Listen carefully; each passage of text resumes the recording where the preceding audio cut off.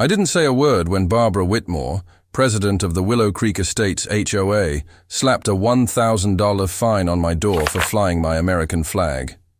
Instead, I folded that notice, slid it into a folder marked ammo, and poured myself a cup of black coffee. Barbara thought she was fighting one stubborn neighbor. She didn't know that flagpole wasn't just aluminum and bolts. It was family, history, and federal law all rolled into one. And while she measured grass with a ruler and smiled behind oversized sunglasses, I was already preparing something. She'd never forget.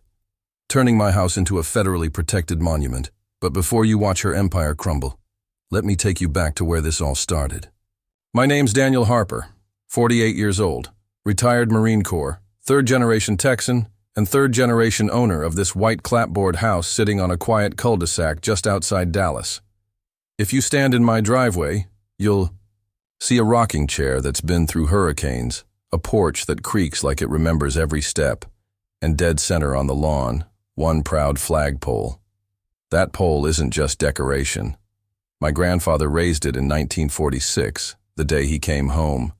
From the Pacific, he fought through Iwo Jima, saw the horrors most men couldn't survive, and said the only thing that kept him alive was picturing this flag again on Texas soil. Every morning until the day he died, he hoisted that flag. My father carried the tradition after him.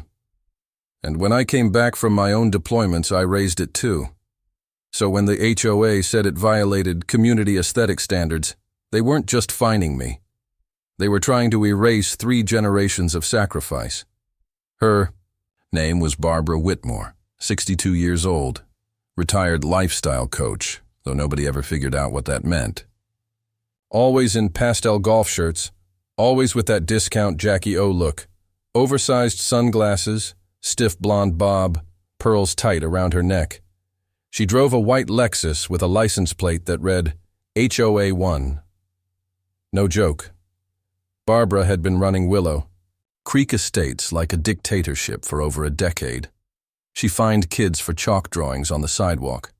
She once made a Vietnam vet repaint his house because the shade of green clashed with the azaleas. She measured grass with a ruler, fined people for leaving garbage cans out an hour too long, and patrolled the streets in her golf cart like it was a tank.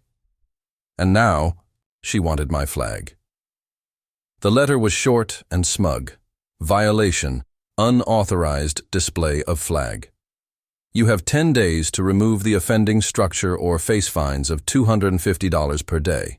That's $7,500 a month for the crime of loving my country. I held the high paper in my hand and didn't feel anger right away.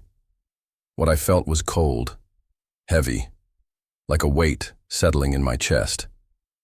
Because I fought men with real power overseas, men with weapons, men who believed they had the right to control every breath their people took. And here, in my own neighborhood, I was staring at the same sickness, wrapped up in HOA letterhead. I set the notice on the kitchen table and looked at the flag swaying outside. And then I thought of my grandfather, Pop, we called him. I remembered his voice the first time he let me hoist the flag at sunrise.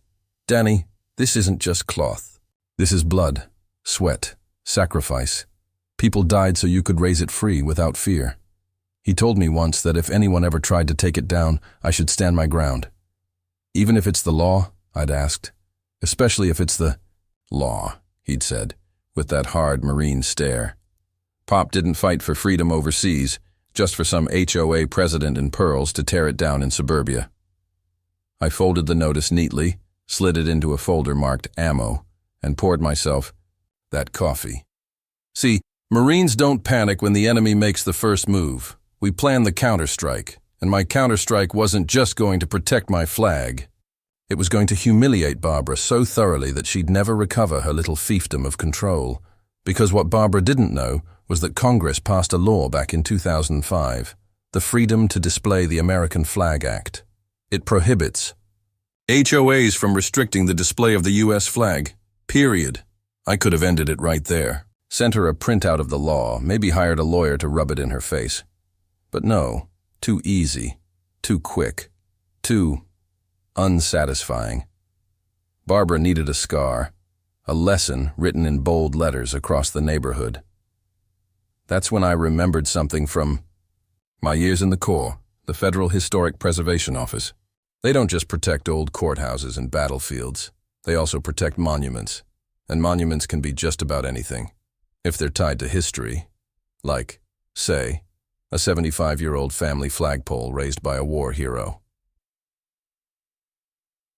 Capiprelau thought she was slapping a fine on one stubborn neighbor. She didn't realize she had just triggered federal law, veterans' rights, and the most satisfying revenge I could have planned. And when that clipboard-wielding preservation officer showed up on her manicured lawn, Barbara's pastel smile was about to crack wide open. The first thing you learn in the Marines is that wars aren't won with bullets alone. They're won with logistics, supply chains, timing, paperwork even. Paperwork may not sound heroic, but let me tell you, sometimes it's the deadliest weapon in the arsenal. That's why when Barbara Whitmore dropped her smug little violation, notice on my doorstep, I didn't go shouting at neighbors or waving my arms around in the HOA meeting like some hothead. No. I brewed my coffee, sat down at my old oak desk, and started pulling files. The freedom to display the American flag. Act was clear. No HOA in this country had the authority to make me take down Old Glory. That alone would have been enough. But this wasn't just about winning. This was about teaching Barbara, and every pearl-wearing bureaucrat like her, a lesson. So I dug deeper. Back when I was in the Corps, we worked hand in hand with the Army Corps of Engineers, and sometimes, even with the National Park Service. You'd be surprised how often engineers and historians show up in war zones. Wells, infrastructure, preserving heritage sites in occupied territory, it's all part of the mission. That's where I learned about the National Register of Historic Places. Most people think it's just for courthouses, battlefields, or museums. But technically, anything tied to historical significance can qualify, especially if it has a direct link to veterans and military service. And guess what? My grandfather's flagpole fit the bill like a round in a chamber. He raised it in 1946 after surviving Iwo Jima. He used it in community events, parades, and local memorial services. It wasn't just a pole in the ground. It was living history.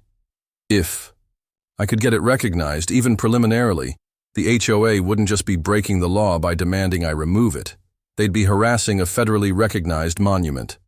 And once Uncle Sam steps onto the battlefield, people like Barbara usually run for cover. So I picked up the phone, dialed the Texas office of the National Park Service, Historic Preservation Division. A polite voice on the other end asked how they could help. "This is Daniel Harper," I said. "Retired Marine. I'm calling about a flagpole that's been standing since my grandfather returned from World War II. The local HOA is trying to take it down. I want to know what it takes to get it recognized." There was a pause. The kind of pause where you know the person on the other end just sat up straighter. "Sir," the woman finally said, "if what you're describing checks out, that flagpole might very well qualify for preliminary review. Do you have documentation?" Did I have documentation? I had black and white photos of my grandfather in his dress uniform raising that very flag in 1946. I had newspaper clippings from Memorial Day parades in the 1950s with that pole front and center. I even had his discharge papers tucked into a frame with medals hanging above my fireplace. "Yes, ma'am," I said. "I've got proof." "Then we'll send someone out within the week," she replied. "In the meantime, keep the paperwork ready." 3:05 p.m., 8/29/2025, Bilal Choudhury. Of course, Barbara didn't wait a week. 3 days after the first notice, I found a second envelope taped to my front door. Bigger letters this time. Angrier font, if such a thing exists. Final warning. Immediate removal of unauthorized structure. Failure to comply will result in daily fines and potential legal action. She was escalating. That was her game. She loved intimidation. Loved making people fold before the fight really began. But she didn't know she'd already lost.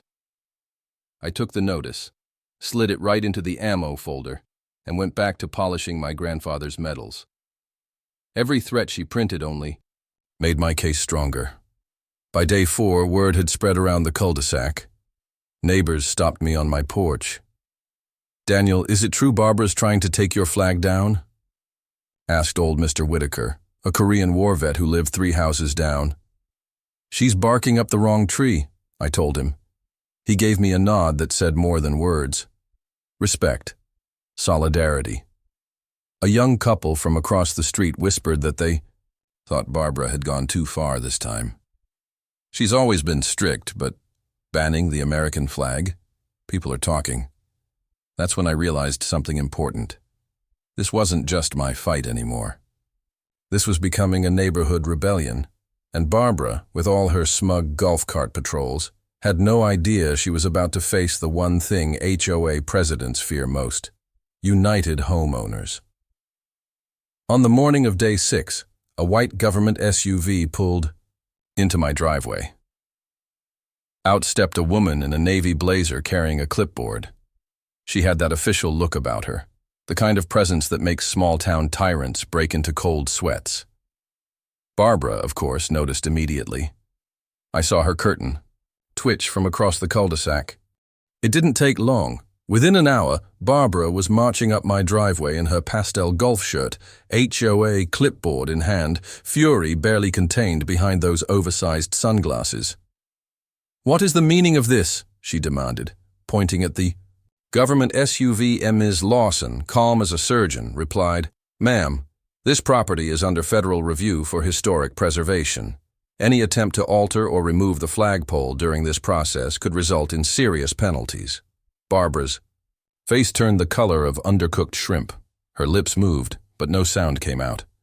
For once, the queen of the cul-de-sac had no words. I stood on the porch, arms crossed, watching her implode. It was better than any parade I'd ever marched in. Barbara thought she was playing HOA hardball.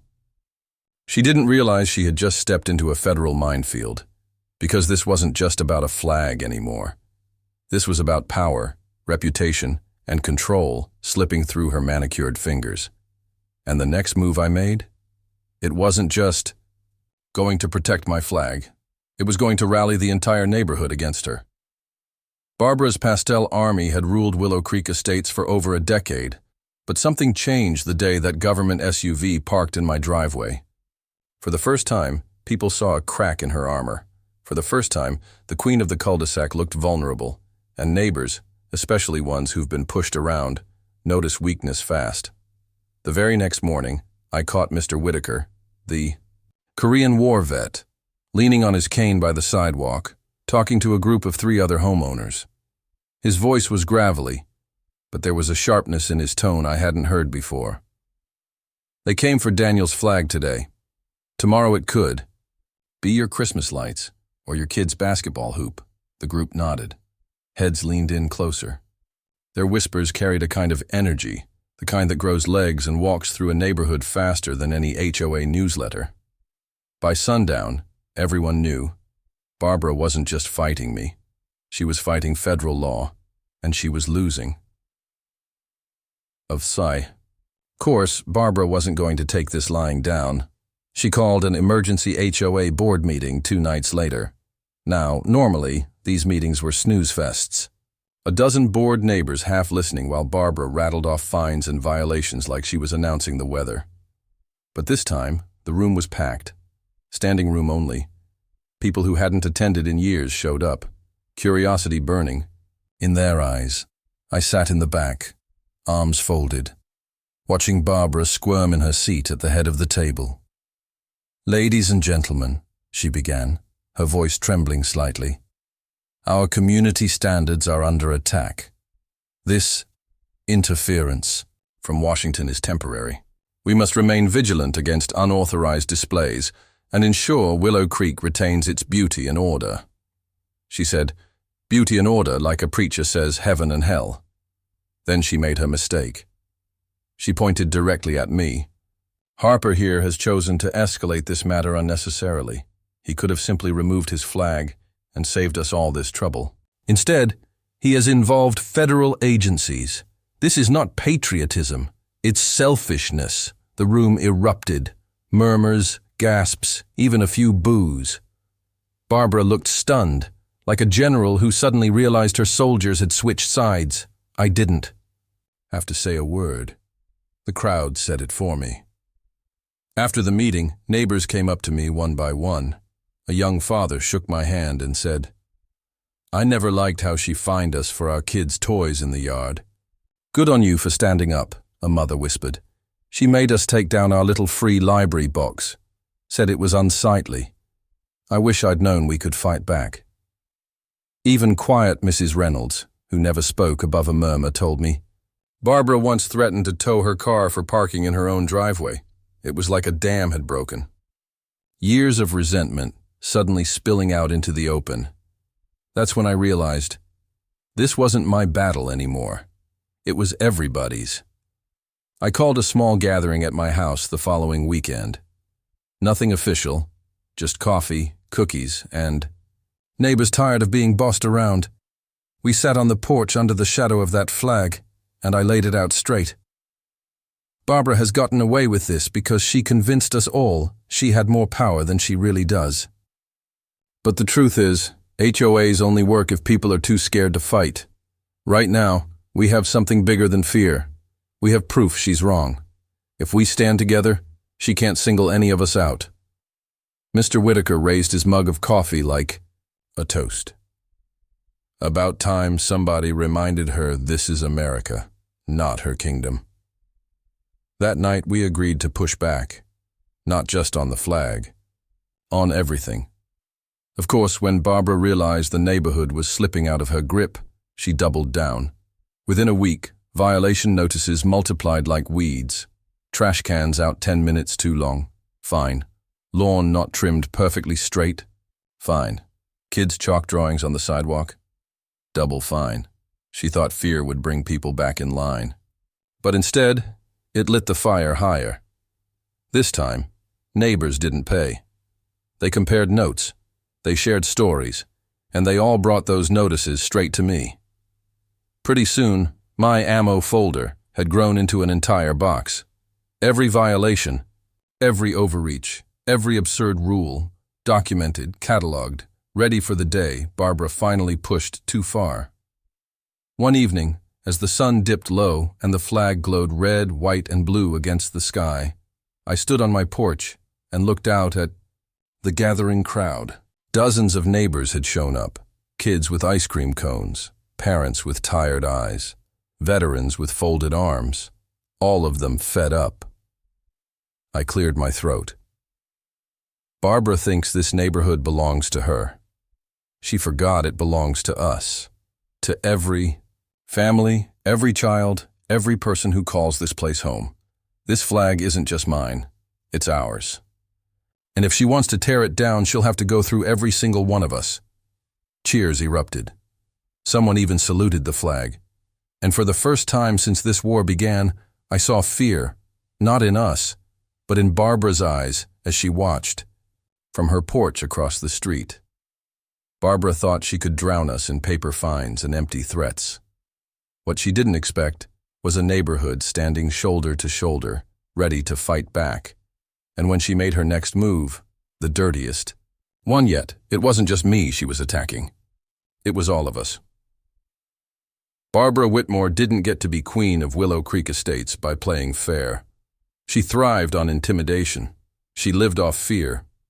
And when the neighborhood finally started pushing back, she reached into her bag of dirty tricks and pulled out the nastiest one she had left: lawyers. It came in the mail on a Tuesday morning, tucked between bills and junk flyers. A fat envelope stamped certified mail with the name of some high-priced law firm in Dallas across the top. I slid it open with my pocket knife and unfolded page after page of legal jargon. The gist was simple. The HOA was initiating proceedings against me for willful violation of community covenants. They demanded immediate removal of the flagpole, or they would seek injunctive relief and recovery of damages. In plain English, take down the flag or we'll drag you into court and bleed you dry. I chuckled. That's the thing about bullies. They always mistake paperwork for power. What Barbara didn't realize was that I had bigger paperwork on my side, federal law. And I had every violation notice she'd ever issued, stacked neatly in a box, ready to expose her whole racket. Barbara didn't stop with me. Within days, neighbors started receiving their own legal threats. Thinly veiled letters warning of liens on their homes if they didn't comply with HOA standards. Mrs. Reynolds, the quiet widow down the block, called me in tears. "She says she'll take my house if I don't pay $100 and $200 in fines," she whispered. Mr. Whitaker got slapped with a notice claiming his American Legion bumper sticker violated vehicle appearance guidelines. Even the young couple with kids got hit, this time for improper seasonal decorations. Their crime? A plastic pumpkin left on the porch past October 31st. Barbara thought she could scare the rebellion back into submission. But she underestimated just how tired people were of her reign. I didn't hide. I didn't cower. I printed out copies of the Freedom to Display the American Flag Act and taped one to the flagpole itself. Bold letters, laminated against the weather, right where Barbara and her golf cart brigade would see it every day. Then I made a trip downtown, walked straight into the county courthouse with my box of ammo, every violation notice, every bogus fine, every threatening letter. Neighbors had handed me. The clerk at the counter raised an eyebrow as I dropped the box on her desk. "Thinking of filing a civil action?" she asked. "Not yet," I replied. "But I want this on record, just in case." She gave me a knowing look. She'd seen HOA tyrants before. Smart move. That Friday, Barbara tried to hold another HOA board meeting. This time, almost no one showed up. Instead, the neighbors gathered on my lawn, dozens of us sitting on folding chairs, sipping sweet tea under the shadow of that flag. Kids played tag while adults shared stories of every petty fine Barbara had ever thrown their way. It wasn't just rebellion anymore. It was community. And that's when I knew. Barbara wasn't just losing a battle. She was losing her kingdom. But dictators don't go quietly. Barbara marched across the street that night, legal folder in hand, her pearls rattling like they were about to snap. "You're destroying this neighborhood," she shouted from the edge of my driveway. "No, Barbara," I said, standing on the porch. "I'm saving it." "You think the government cares about your little flagpole? You think your neighbors will stand with you when the lawsuits start flying? You're finished." Behind me, Mr. Whitaker's voice rang out, strong despite his age. "If you're suing him, you're suing me too." Then Mrs. Reynolds, and me, then the young father, and my family. One by one, voices rose, until Barbara's threats drowned in a wave of defiance, her face twisted. For the first time, she looked small, powerless.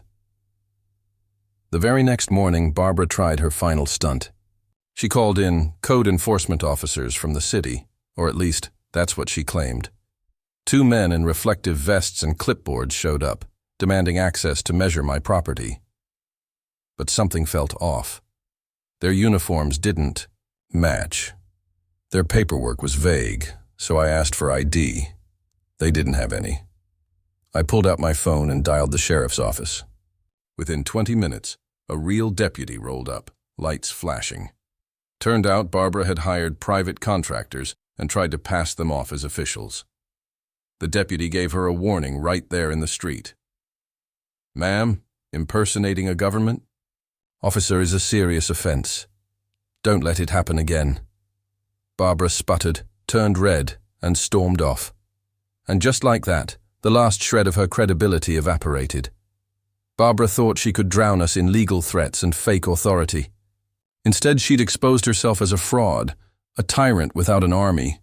But the real hammer hadn't dropped yet, because once the Federal Preservation Review came back, she wouldn't just lose her power, she'd lose it in front of everyone. And, trust me, the way it unfolded made the 4th of July look quiet. For weeks, Barbara strutted around Willow Creek Estates like a general waiting for reinforcements. She threw every weapon she had, fines, lawyers, even fake inspectors, hoping something would stick. But bullies never plan for what happens when the bigger bully shows up. And in this case, the bigger bully wasn't me. It was Uncle Sam. It arrived in a plain, white envelope, postmarked Washington, D.C. The return address read, U.S. Department of the Interior. I opened it slowly, savoring the moment. Inside was a single page, stamped with the official seal. Dear Mr. Harper, after review of the submitted documentation, we are pleased to inform you that the Harper family flagpole has been granted preliminary status for inclusion in the National Register of Historic Places. Effective immediately, the structure is considered protected under federal law. Any attempt to alter, damage, or remove said structure without federal approval may result in civil and criminal penalties. I laughed out loud. The kind of laugh that comes from deep in your chest when you know you've won. Barbara wanted my flag gone.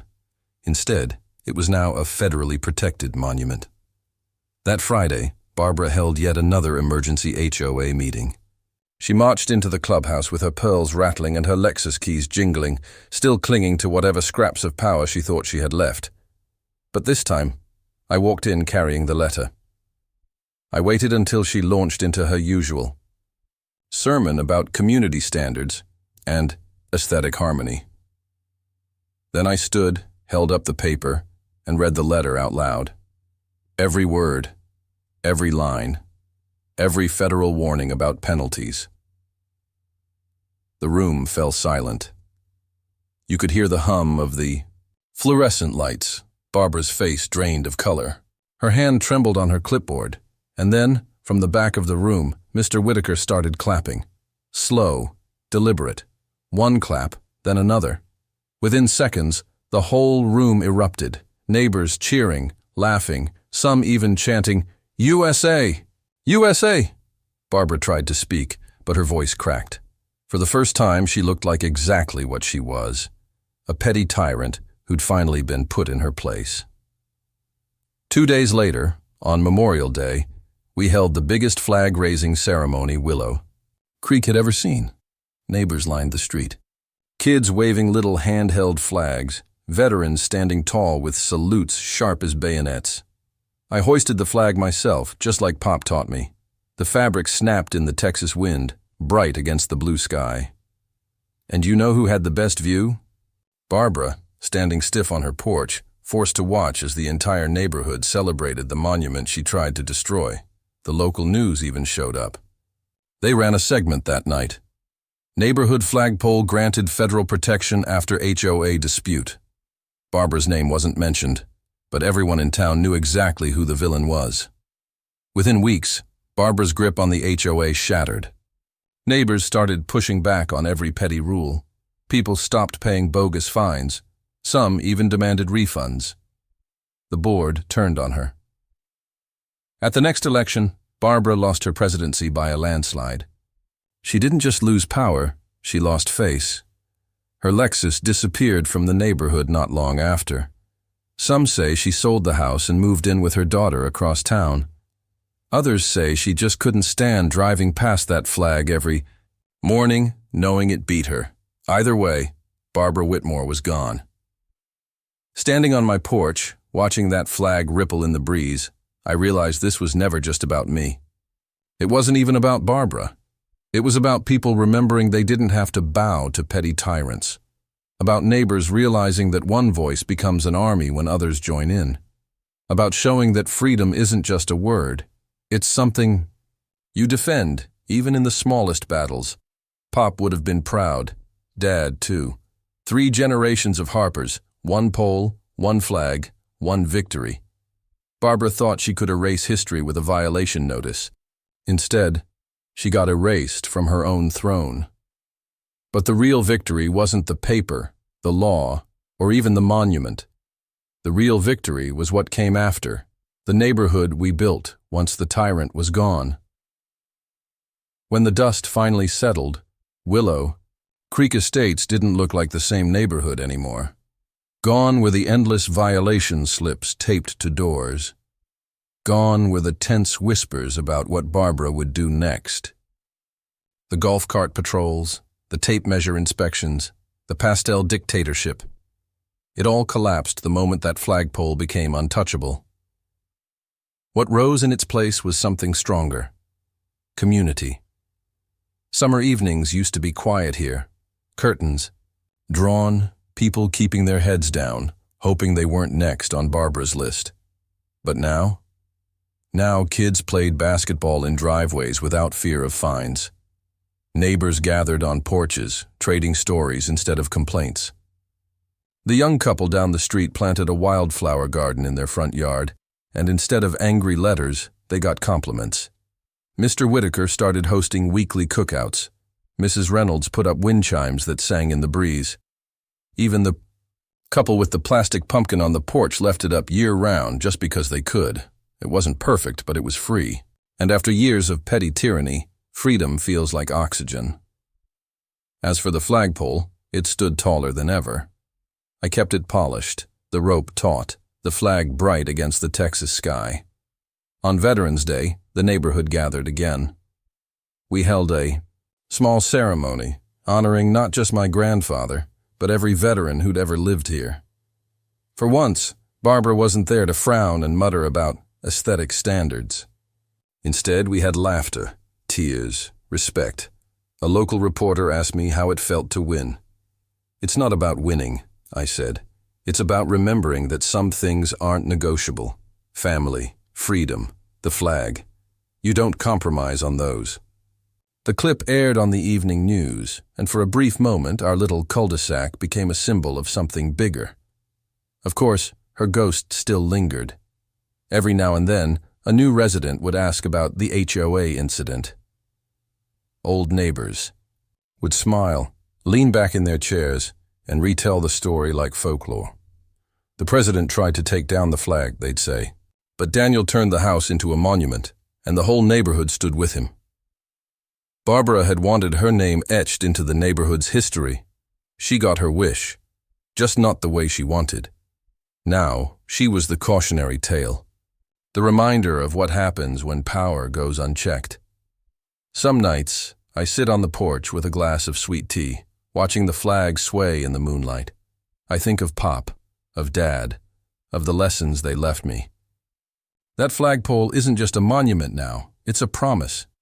A promise that as long as it stands, no petty tyrant, no HOA president, no fake law will ever tear down what it represents.